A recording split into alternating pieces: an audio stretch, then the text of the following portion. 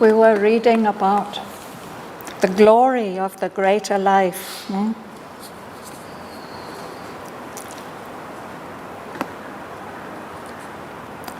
But the God-given hymn escapes her art that came with her from her spiritual home. It is so sad.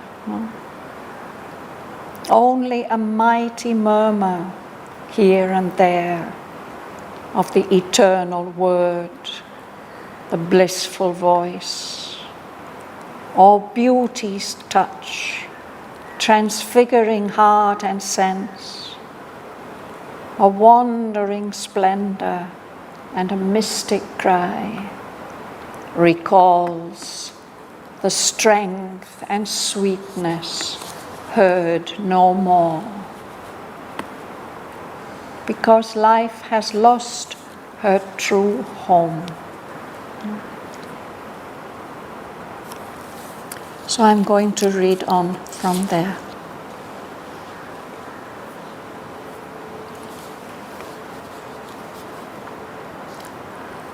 Here is the gap.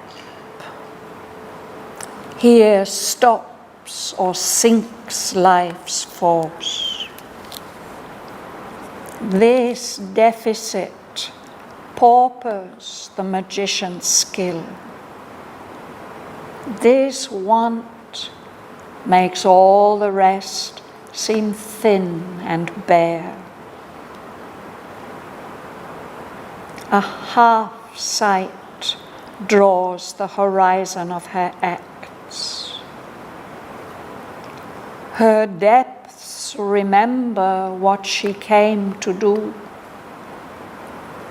But the mind has forgotten, or the heart mistakes.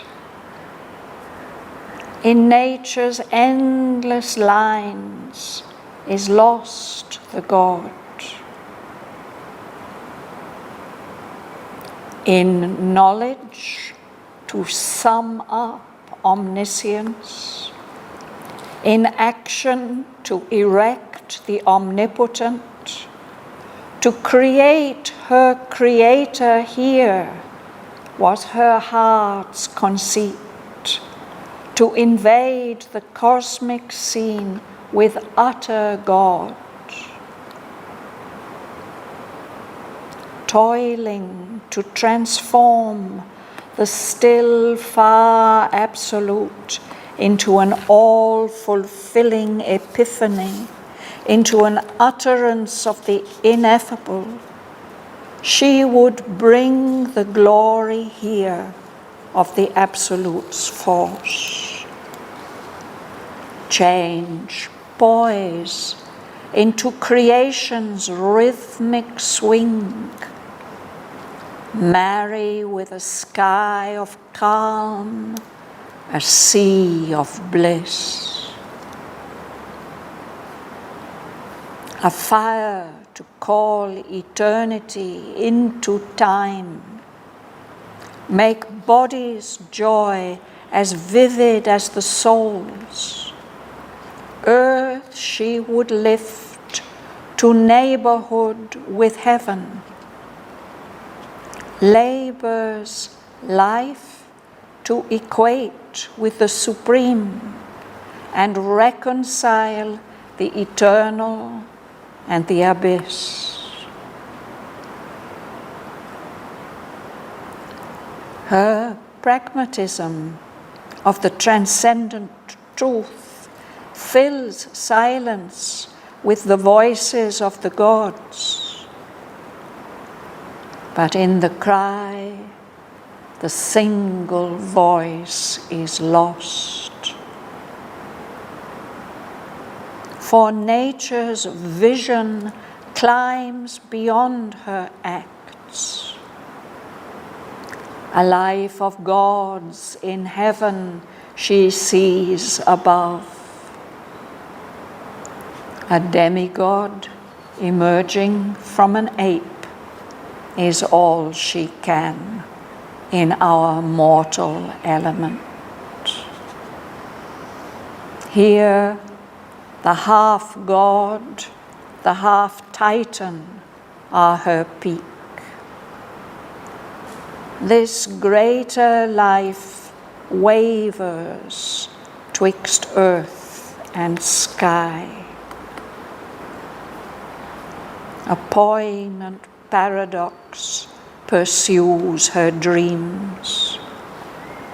Her hooded energy moves an ignorant world to look for a joy her own strong clasp puts off. In her embrace, it cannot turn to its source. Immense her power, endless her act's vast drive. Astray is its significance and lost. Although she carries in her secret breast the law and journeying curve of all things born, her knowledge partial seems, her purpose small. On a soil of yearning tread her sumptuous hours. A leaden nescience weighs the wings of thought. Her power oppresses the being with its garbs. Her actions prison its immortal gaze. A sense of limit haunts her masteries, and nowhere is assured content or peace. For all the depth and beauty of her work, a wisdom lacks that sets the spirit free. An old and faded charm had now her face, and palled for him her quick and curious lore. His wide soul asked a deeper joy than hers. Out of her daedal lines he sought escape, but neither gate of horn nor ivory he found, nor postern of spiritual sight. There was no issue from that dreamlike space.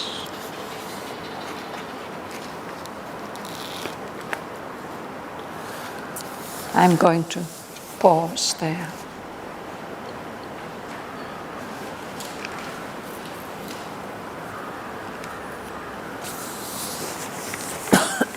So we can go back to page 195, line 804.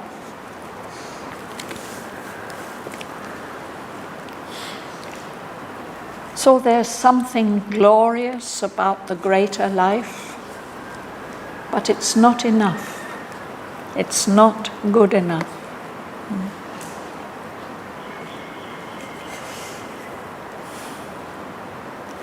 Will you read, Tara? Here is the gap. Here stops or sinks life's force. This deficit paupers the magician's skill.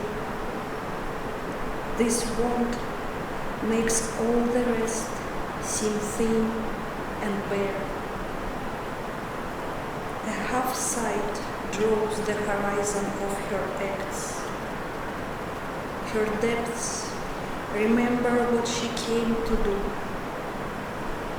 but the mind has forgotten, or the heart mistakes. In nature's endless lines is lost the God. It's as if all these glorious achievements of life in the world, in action,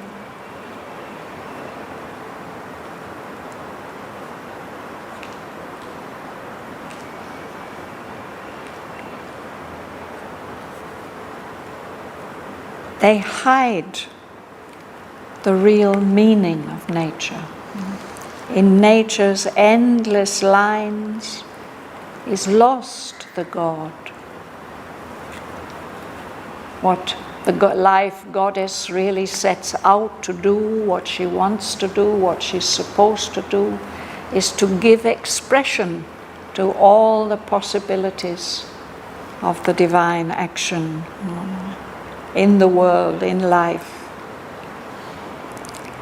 But although her depths, as if in her soul, the life goddess remembers why she has come into the world, the mind has forgotten, or the heart mistakes. And so, in all this endless show of life in nature, we lose the true significance of it.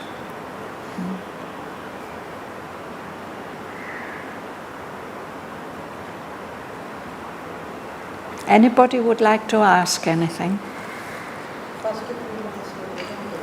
Sorry? First 3 lines you didn't explain. Here is like that. Yes, so what he's saying, no, that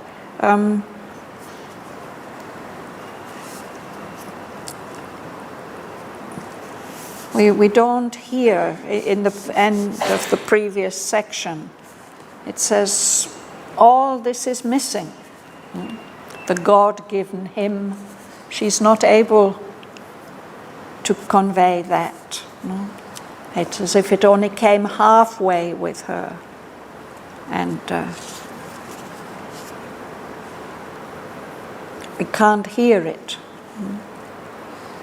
So only some touches here and there, a mighty murmur here and there of the eternal word, the blissful voice, only a little hint of it, or a touch of beauty. Something recalls the strength and sweetness that is not heard anymore.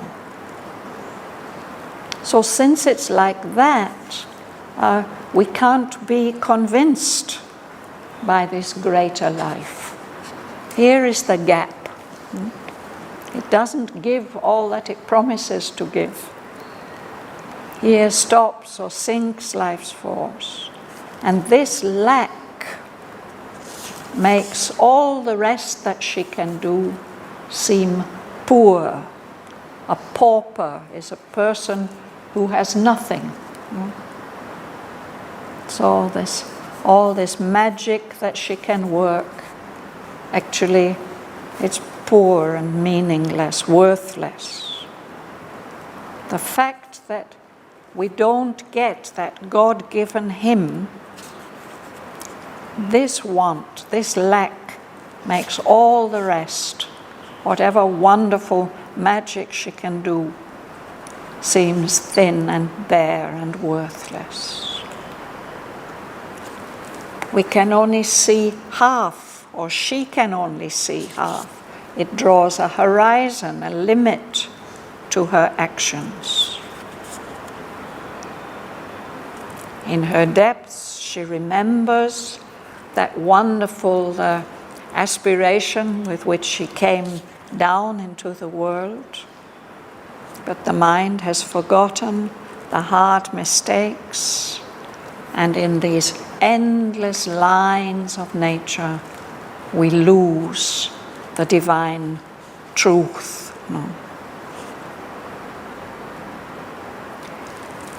And then the poet tells us again, or reminds us, what did she come to do?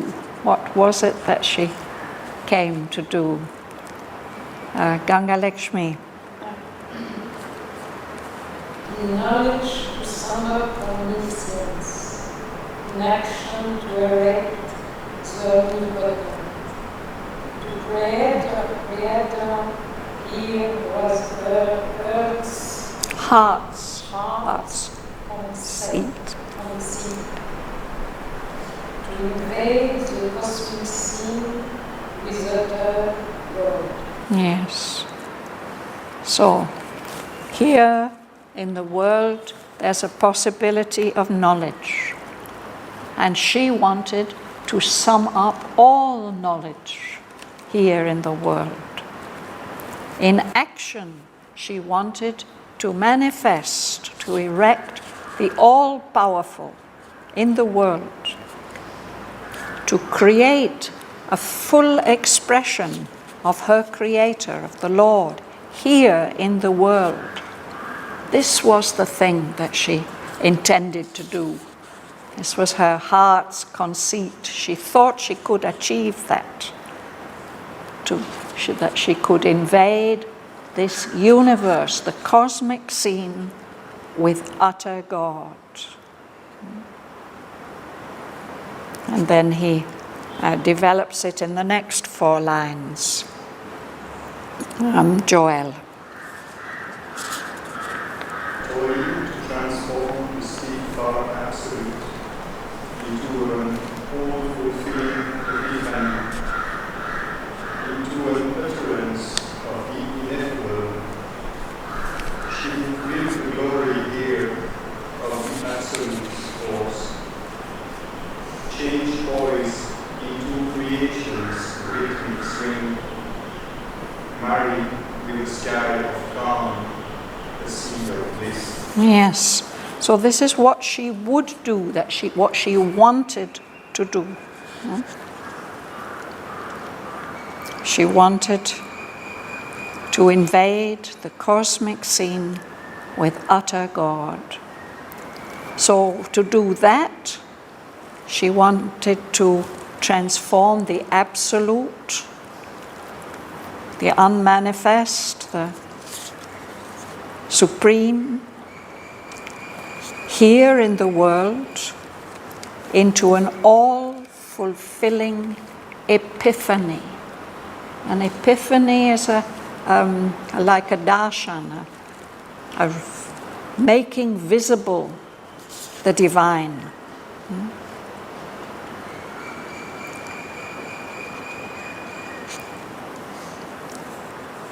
The ineffable is something that is inexpressible, that can't be put into words.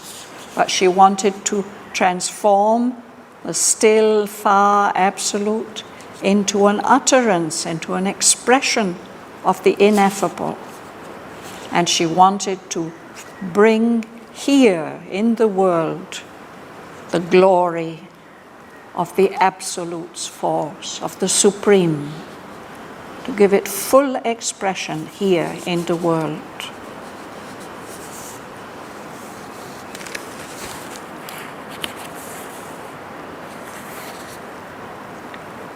Poise is kind of equilibrium, balance. No? So it's perhaps static. She wanted to make it more than that. She wanted to make it dynamic, to change poise into a rhythmic swing, movement. And she wanted to unite a sky of calm with a sea, an ocean of bliss.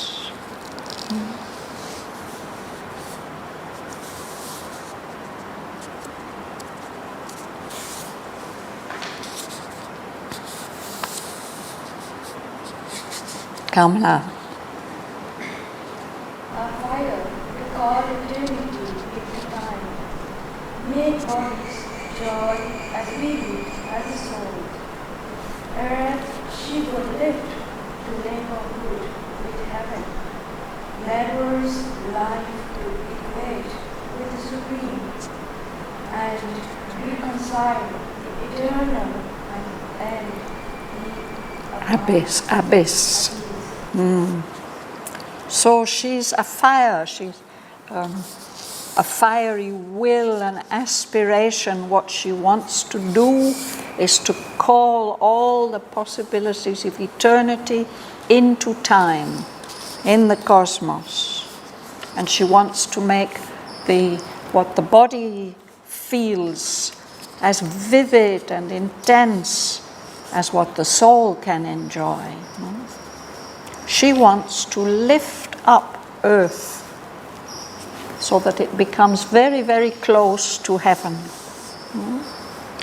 She wants to make life equal with the supreme and to reconcile, to bring into harmony the eternal, the supreme, and the abyss, the depths of existence, the deep, dark depths of existence. She does achieve something. What she achieves is described in the next lines. Would you read, Prashant? Her pragmatism of the transcendent truth fills silence with the voices of the gods. But in the cry, the single voice is lost. For nature's vision climbs beyond her acts. Yeah, read the next sentence too. The light of gods in heaven she sees above. A demigod emerging from within. In all she can in our modern heaven. Maybe the next two lines also. Here the half God, the half idol are her peak. This greater life wavers twixt earth and sky. So it's as if she can't fulfill her aspiration. She is, in a way, very practical. Her pragmatism,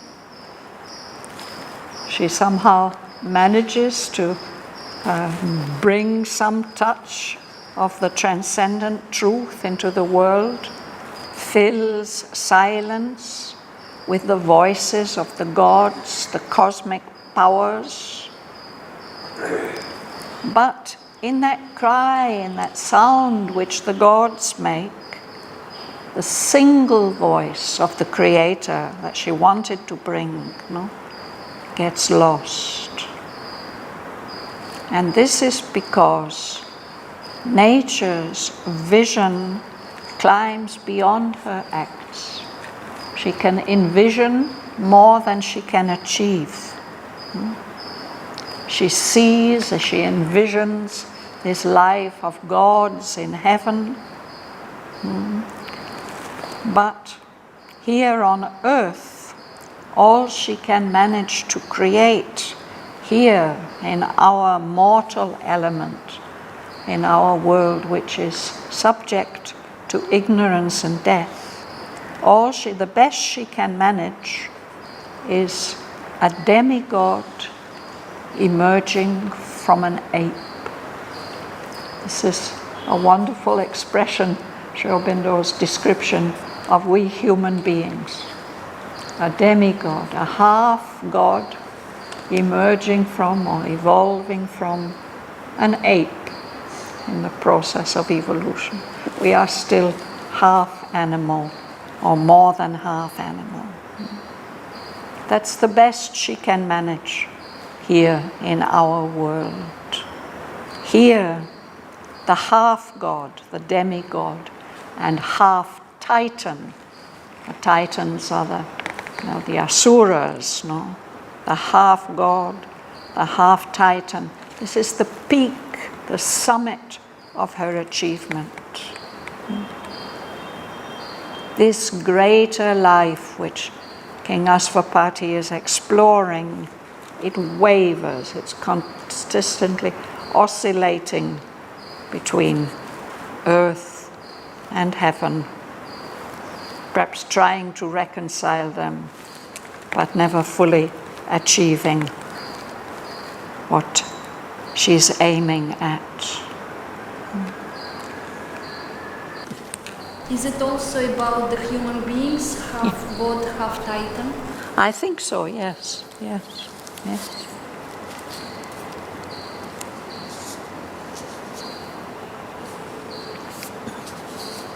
Dana. A poignant paradox pursues her dreams. Her coded energy moves an ignorant world. To look for a God, her warm, strong clasp puts up. In her embrace, it cannot turn to its source. Immense her power, endless her acts, vast her pride. Astral is its significance, and lost.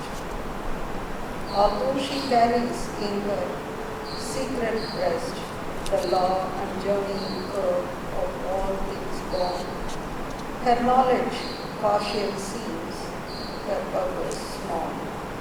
On a soil of burning tread, her sumptuous hours. Yes, thank you. So she has these great dreams, which is the goddess of the greater life, is trying to make actual in the world. But this poignant, this sad, painful paradox, this self-contradiction is following all her dreams. She's not able to fulfill them because of this paradox. She has this energy, but it's hooded, it's covered.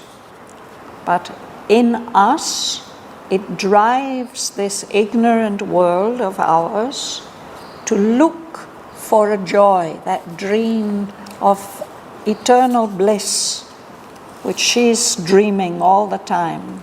That makes us long for bliss also. But what life offers us and gives us prevents us from achieving that bliss. Her own strong clasp, her strong hold on us prevents us from achieving that bliss that we long for. Because as long as we are embraced by life, our hearts, our souls can't turn to its true source, find that bliss. Her power is immense. Her dynamism, it's just endless, the vast drive of her action.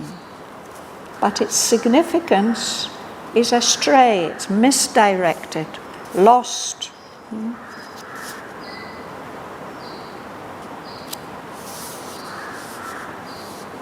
She's carrying secretly, deep within her, the law and journeying curve, the whole course of manifestation. She's carrying within her the knowledge, the law of all that. But when it comes to be put into action, her knowledge seems to be only partial. It's not full. And her purposes seem to be very small. She offers us sumptuous hours, rich, intensely enjoyable hours, but there's always based on a soil of yearning, of longing, without fulfillment.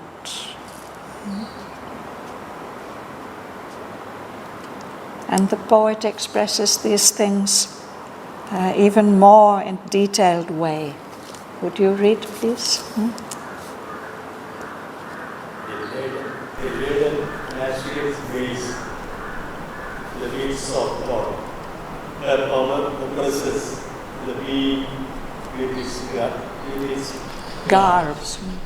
Her actions presents the mortal gaze. A sense of limit haunts her masteries, and nowhere is assured content or peace. For all the depth and beauty of her work, a wisdom light that sets the spirit free. For all the wonderful things that she offers to us, something is missing. This wisdom that would set the spirit free. Leaden, a heavy nescience, lack of knowledge, weighs down the wings of thought. Thought would like to fly very high, but it's weighed down by this not knowing, this ignorance. And her power, she offers us so many things. Her power oppresses the being, weighs it down with its garbs, with all the fancy dresses that it puts on. And the actions of life imprison the immortal gaze which is within. So everything that she does, that life does, we have this sense of limitation. It's not enough. It's not good enough. And nowhere is assured content or peace. Life makes us long for content and peace and fulfillment, but she can't give them to us. For all the depth and beauty of her work, a wisdom lacks. Something is missing. That wisdom that would set the spirit free. So Asvapati sees this poignant paradox. And so for him, the face of life, it loses its charm. An old and faded charm had now her face. Palled for him her quick and curious law. At first it was very fascinating, but after some time, as now he gets tired of it. When something palls on you, it means you've really had enough of it. At one time it was fascinating, interesting, but now it's no longer so. For King Asvapati, his wide soul asked a deeper joy than even this greater life can give. So he tries to escape from it. Tara, we'll go back to you. Out of her daedal lines he sought escape, but neither gate of horn nor ivory he found, nor postern of spiritual sight. There was no issue from that dreamlike space.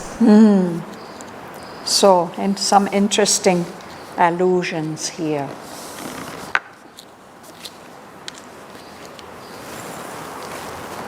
Daedal lines. This word, this adjective daedal, it comes from the name of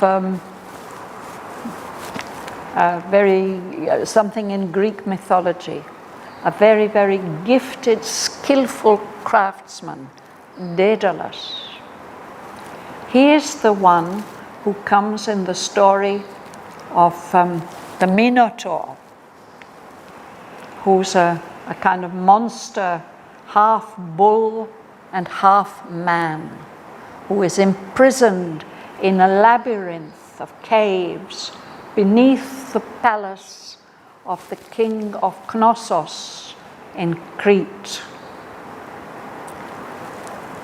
And that king, he's so powerful, he rules that whole area of the eastern Mediterranean. He can force those city-states around it. Every 7 years, they have to collect together the finest young people, the 7 men and 7 maidens, and they are taken to Knossos, and they have to serve that monster. So there comes a time when the great hero Theseus, his father is ruling the city of Athens, and the demand comes for the tribute that the young men and young women have to be given a boat and with all fine supplies, and they have to go to Knossos, and they won't be coming back. But Theseus says, I will go with them. And he goes with them, and somehow he is able to win the heart of the princess of Knossos. So when he has to go into the labyrinth to fight with that monster, she gives him a little roll of thread so that he can tie it on a rock near the entrance, and he can go in, and if he succeeds in killing the Minotaur, he'll be able to find his way out. It's called a clue, a roll of thread, and the princess's name is Ariadne. So that's what happens. This young hero, Theseus, he goes in and he fights the monster and destroys him, and then he's able to escape, and he takes Ariadne away with him, away from that country. He's supposed to take her back to Athens, but unfortunately he doesn't do that. He abandons her on the way. This Greek mythology is full of terrible stories, but this is one of them. So here this word daedal means these complicated, that life is like that labyrinth, that maze. You're in it, you're stuck in it, you can't find your way out. And King Asvapati also can't find the way out. He's looking for a way out to escape from the power of this greater life. But he doesn't find any kind of gate. These two kinds of gates, gates of horn and gates of ivory. It's from another part of Greek, ancient literature, not Greek, but Roman, where the hero is in the underworld. I think he has gone to rescue the spirit of his father after the war in Troy. And he finds that there are two kinds of ways out of that deep underworld. There are gates that are made of horn, like the horns of animals, no? And there are gates that are made of ivory. If you escape through the gate of ivory, your dreams come true. And if you escape through the gate of horn, they're misleading dreams. But he doesn't find any kind of gate. He doesn't find a horn gate or ivory gate, and not even a little back gate made of sticks, a postern. It's a tiny little gate, perhaps for the gardener or the watchman to go in and out. A postern, a tiny little. He doesn't find the tiniest little gate of spiritual sight, any way out of this labyrinth of life. There was no issue. There's no way out of that dreamlike space. And then Sri Aurobindo applies this to us, not just to these people in these long ago stories. He applies it to us. He says our being must move eternally through time. There's no escape for us either. Would you read Ganga Lakshmi? Yes. Our being must move eternally through time. That help us not. Then is the hope to cease. The sacred will compels us to endure. Our lives will pause Zen is in the infinite, cannot harm. Its anger is a life supreme.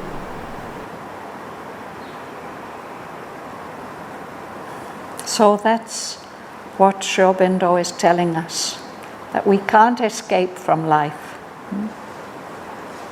Our being must move eternally through time. Death helps us not. It's not an end. It's not a way out. Our hope just to end, it's in vain. There's a secret will which is compelling us to go on and on and on. The only way we can find rest, it is in the infinite. So this reminds us of a saying of a Christian saint who speaks to the Lord. He says, "Lord, you have made us for yourself, and we can't rest until we have found ourselves in you."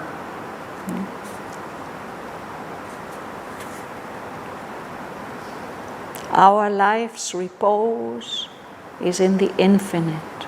It's the only way that we can find peace and content.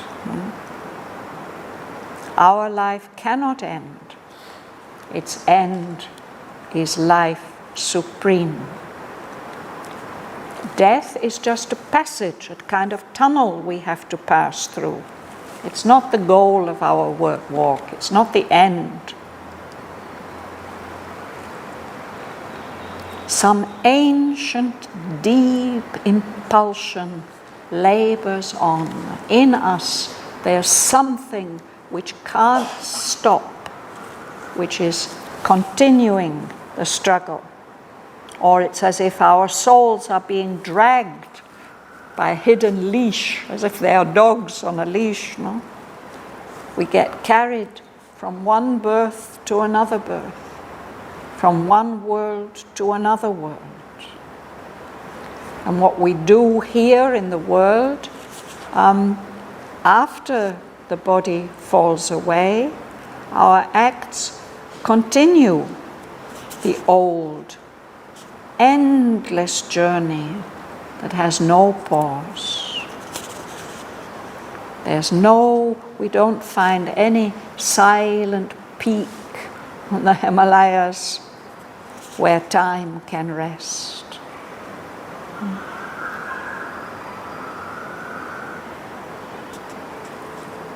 Joel. This was a magic stream that reached no sea. However far he went, wherever turned, the wheel of words ran with him and outstripped. Always a farther task was left to do. A beat of action and a cry of search forever grew in that unquiet world. A buzzy murmur filled the heart of time. All was contrivance and unceasing stir. 100 ways to live were tried in vain. The sameness that assumed 1,000 forms strove to escape from its long monotone and made new things that soon were like the old. Sounds terrible, doesn't it? A magic stream that just goes on and on and on. It doesn't flow into lose itself in any sea. So this is Asvapati. However far he went, wherever he turned, it's as if the consequence of his works, of his actions, is going along with him and outstripping him, overtaking him. So there's always something new that has to be done. It's not finished. So there's this beat of action and this cry of search. It's growing and growing and growing in that unquiet world. There's no peace or satisfaction. This busy murmur filled the heart of time. And it's all a little bit artificial. All was contrivance, unceasing stir.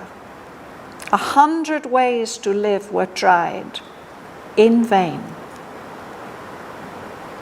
A sameness, it's all the same, but it takes 1,000 different forms, but still it's the same. It's always striving, struggling to escape from this long sameness, this monotone. But it does it only by making new things that are just, that after a very short time, they're just like all the old things.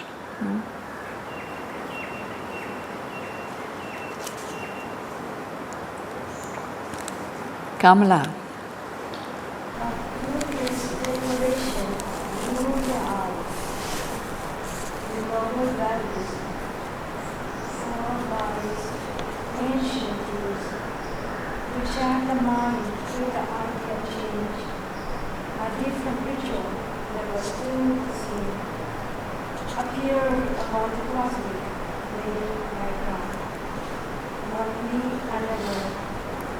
Labyrinthine. Of creatures and the living animals, a city of the traffic of all souls.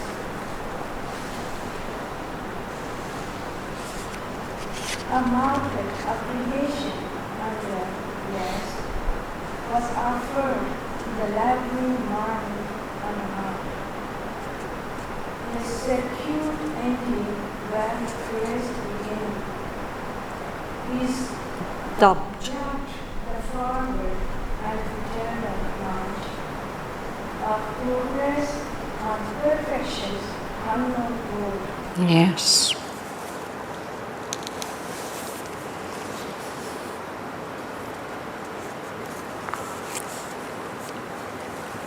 A curious decoration, an interesting decor is attracting the eye. And novel values, new ones, furbished, dressed up in fancy dress, ancient themes, to cheat the mind with the idea of change. Something new, but it's not really new. It's just a kind of dressing up. In fact, it's a different picture, but it's still the same. It's appearing on this cosmic, vague background. It's just one more of these labyrinthine houses, one of these cave systems, endless cave systems, where creatures and doings and events can happen, a city of the traffic of bound souls, all these souls that are enslaved, a market of creation and her wares. All this is offered to the laboring mind and heart. And what is it happening? It's actually just a circuit, like a racetrack, a circuit ending where it first began. But it's presented to us as the forward and eternal march of progress on perfection's unknown road. It's all getting better and better and better. But that's just a kind of cheat.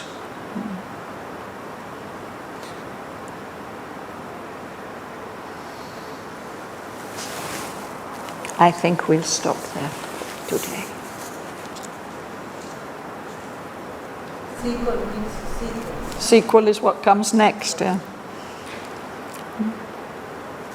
Each final scheme leads to a sequel plan. There'll be another one.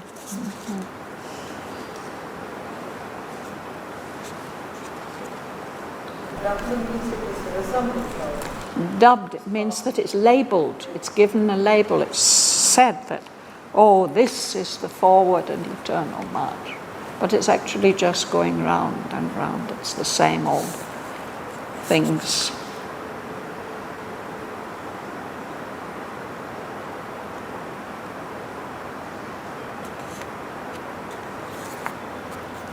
So it's really quite discouraging,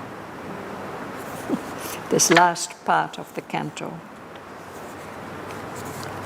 So of course, Asvapati has to move on, and what he wants to do is to find how all this has come about and how it can be changed. And for that he has to go, he can't go higher. He's seen that that illusion of higher doesn't help. He's going to have to descend into the night, into the darkness, and find the roots of the failure of life. That's what will come next. But he does find it. So.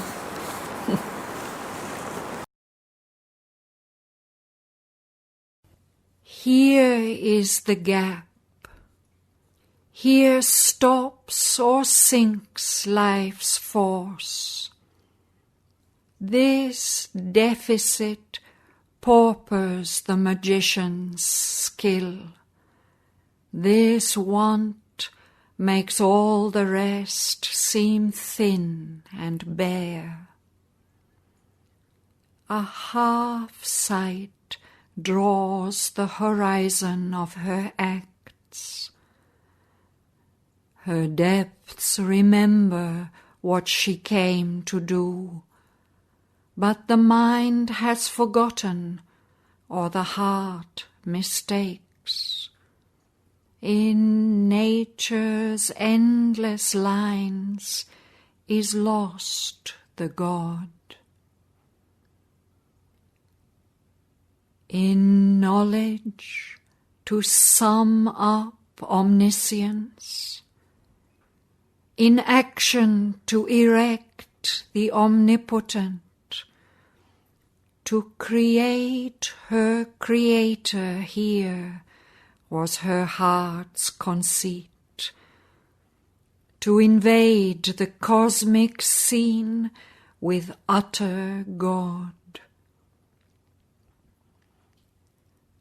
Toiling to transform the still, far absolute into an all-fulfilling epiphany, into an utterance of the ineffable, she would bring the glory here of the Absolute's force. Change poise into creation's rhythmic swing, marry with a sky of calm, a sea of bliss, a fire to call eternity into time, make body's joy as vivid as the soul's. Earth she would lift to neighborhood with heaven, labor's life to equate with the supreme, and reconcile the eternal and the abyss. Her pragmatism of the transcendent truth fills silence with the voices of the gods, but in the cry the single voice is lost. For nature's vision climbs beyond her acts. A life of gods in heaven she sees above. A demigod emerging from an ape is all she can in our mortal element. Here the half-god, the half-titan are her peak. This greater life wavers twixt earth and sky. A poignant paradox pursues her dreams. Her hooded energy moves an ignorant world to look for a joy her own strong clasp puts off. In her embrace it cannot turn to its source. Immense her power, endless her act's vast drive. Astray is its significance and lost. Although she carries in her secret breast the law and journeying curve of all things born, her knowledge partial seems, her purpose small. On a soil of yearning tread her sumptuous hours. A leaden nescience weighs the wings of thought. Her power oppresses the being with its garbs. Her actions prison its immortal gaze. A sense of limit haunts her masteries, and nowhere is assured content or peace. For all the depth and beauty of her work, a wisdom lacks that sets the spirit free. An old and faded charm had now her face, and palled for him her quick and curious lore. His wide soul asked a deeper joy than hers.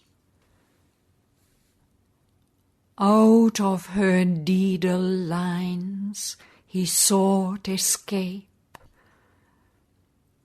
but neither gate of horn nor ivory he found, nor postern of spiritual sight. There was no issue from that dreamlike space.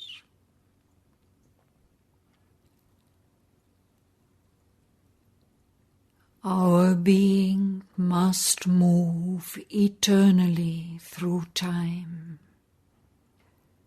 Death helps us not, vain is the hope to cease. A secret will compels us to endure. Our life's repose is in the infinite. It cannot end. Its end is life supreme. Death is a passage, not the goal of our walk. Some ancient deep impulsion labors on. Our souls are dragged as with a hidden leash, carried from birth to birth, from world to world. Our acts prolong after the body's fall the old perpetual journey without pause. No silent peak is found where time can rest. This was a magic stream that reached no sea. However far he went, wherever turned, the wheel of works ran with him and outstripped. Always a farther task was left to do. A beat of action and a cry of search forever grew in that unquiet world. A busy murmur filled the heart of time. All was contrivance and unceasing stir. 100 ways to live were tried in vain.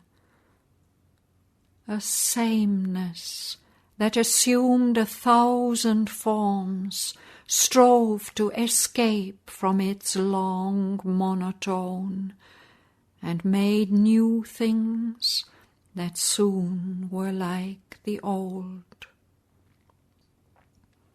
A curious decoration lured the eye, and novel values furbished ancient themes to cheat the mind with the idea of change.